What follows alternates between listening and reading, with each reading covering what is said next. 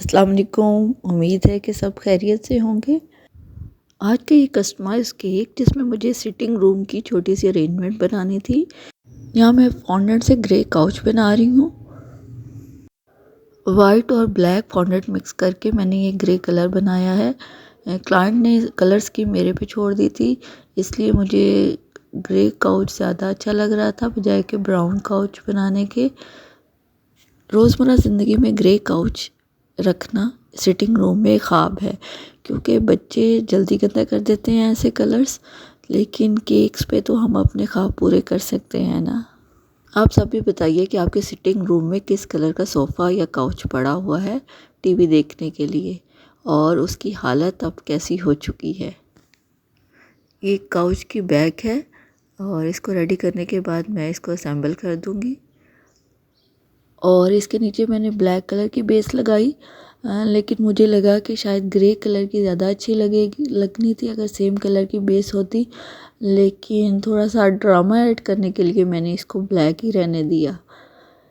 अब इसके ऊपर मुझे एक फिगर बनानी थी बॉय की, जो कि लैपटॉप देख रहा है।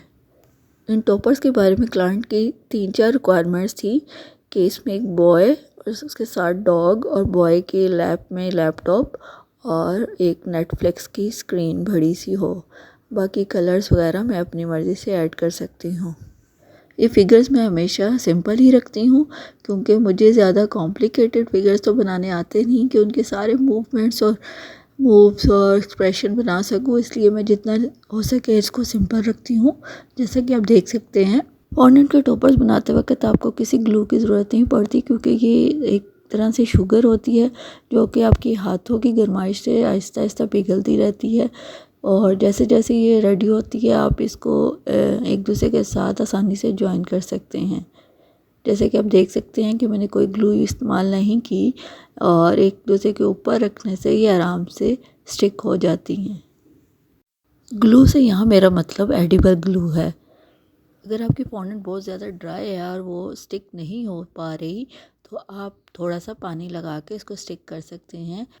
ये केक बनाने से पहले भी मेरे पास 2 केक थे। मुसलसल 3-4 दिन से केक्स के ऑर्डर्स आ रहे हैं, तो मैं थोड़ा थक गई थी और इसको बनाने में मुझे थोड़ा सा टाइम लग रहा था।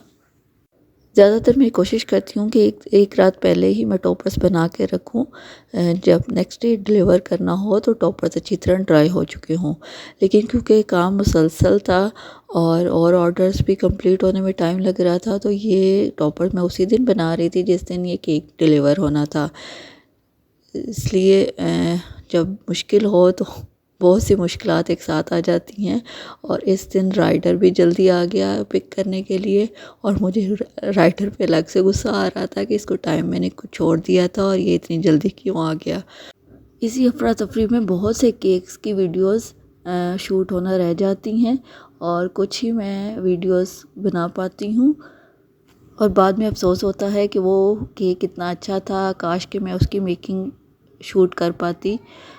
और बहुत सा अच्छा कंटेंट मेरा वीडियो बनाने और टाइम की किल्लत की वजह से आप तक नहीं पहुंच पा रहा, लेकिन कोशिश मेरी यही है कि आप तक अच्छा कंटेंट जाए, और उम्मीद है कि आपको पसंद भी आ रहा होगा।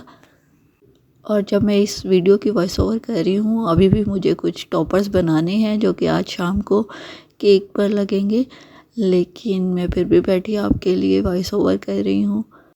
ये बेकिंग और डिज़ाइनिंग केक की एक 24 आवर जॉब है, जिसमें हम आपके सवालों के जवाब नहीं भी दे रहे होते या आपके ऑर्डर्स नहीं ले रहे होते, लेकिन हम फिर भी काम कर रहे होते हैं। अगर हम काम ना भी कर रहे हों तो हमारा दिमाग आपके केक्स के डिज़ाइन सोच रहा होता है कि इसको कैसे बनाया जाए कि आपको अच्छा लगे। इसलिए देखने में तो ये होम बेकरीज़ बहुत आसान बिज़नेस लगता है, लेकिन ये बहुत मुश्किल है, और काम इसमें वही उतना ही करना पड़ता है, बल्कि कुछ ज़्यादा ही करना पड़ता है, क्योंकि ज़्यादातर होम बेकर्स अपने स्क्रैच से रेसिपीज़ बनाती हैं मेरी तरह, और उनकी डिज़ाइनिंग भी खुद ही करती हैं। उनके पास कोई ऐसा हेल्पर नहीं होता जिन्हें वो ट्रेन करके फॉन्डेंट या रेसिपीज़ बनवा सकें। तो जो भी इस बिज़नेस पे आना चाहे वो पहले अपने ज़हन में ये बिठा ले कि चाहे आप ऑर्डर्स लेने या क्लाइंट से बात करने का टाइम लिमिट कर सकते हैं, लेकिन आपका काम करने का टाइम लिमिट नहीं हो सकता। ये तकरीबन आपका सारा दिन, सारी रात उसको सोचने, उसको समझने और उसको बनाने में सर्फ होगा।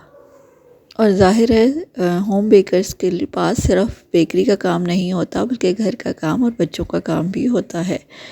तो इसको एक आसान बिज़नेस समझने वाले ये सब बातें अपने जहन में रख के इस बिज़नेस की तरफ आए। लेकिन इसका एक प्लस पॉइंट ये है कि आप खुद ही अपने बॉस होते हैं और आप अपनी मर्ज़ी से ऑर्डर्स ले सकते हैं या कैंसिल कर सकते हैं, या अपने ऑर्डर्स को लिमिट कर सकते हैं अपने टाइम मैनेजमेंट के हिसाब से, या फिर सिर्फ वीकेंड के लिए ऑर्डर्स ले सकते हैं, या वीकली 3 या 4 ऑर्डर्स पर लिमिट कर सकते हैं। और जब आप अपने प्रोडक्ट की प्राइसिंग तय कर रहे होते हैं तो उसमें अपनी लेबर को ज़रूर ऐड करिए कि आपका केक बनाने में या टॉपर्स बनाने में कितना टाइम सर्व हो रहा है और उसकी कॉस्ट कितनी आपको फिक्स करनी है, ये आप ज़रूर इसमें ऐड करिए। Because time is money. और अपने वक्त की कीमत जानिए। बातों बातों में ये डॉग भी रेडी हो गया है तकरीबन। अब मैं इसका फेस बना रही हूँ।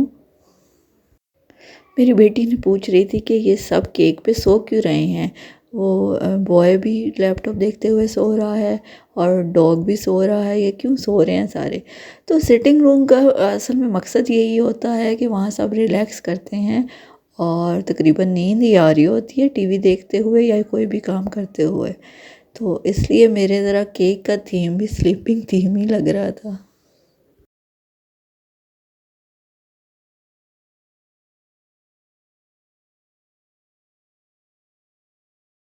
केक टॉपर्स तकरीबन मेरे मुकम्मल हो चुके थे। इस डॉग को फ़र की लुक देने के लिए मैंने स्टील वूल इस्तेमाल किया था। ये स्टील वूल बिल्कुल नया था, बर्तनों वाला स्टील वूल नहीं मैंने इस्तेमाल कर दिया। थोड़ी सी मैंने बुक्स ऐड करनी थी कारपेट पे, तो मैंने छोटा सा एक रग बनाया पर्पल कलर का, ताकि ग्रे के साथ थोड़ा सा कंट्रास्ट में रहे। और फिर उसके ऊपर मैंने 2-3 बुक्स रख दी। यहाँ बाकी टॉपर्स की मेकिंग देखिए।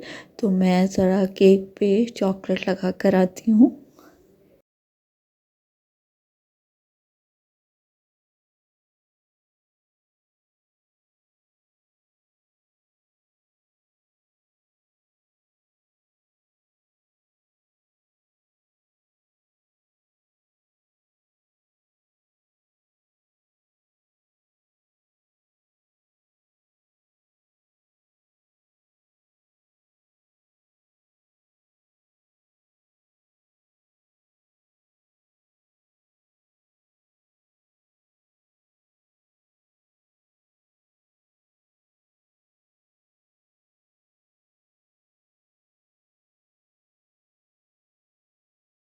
इन नेटफ्लिक्स की स्क्रीन को मैंने बनाते वक्त शूटिंग नहीं कर सकी, वही टाइम की कमी की वजह से। अब मुझे केक के टॉप पर फ्लोर का इफ़ेक्ट देना था। उसके लिए मैंने ये वाइट और ब्लैक फॉन्डेंट को मिक्स करके मार्बल इफ़ेक्ट दिया है, और इसको मैं केक के डायामीटर के हिसाब से इसकी कटिंग करके उसके टॉप पर बिछा दूँगी।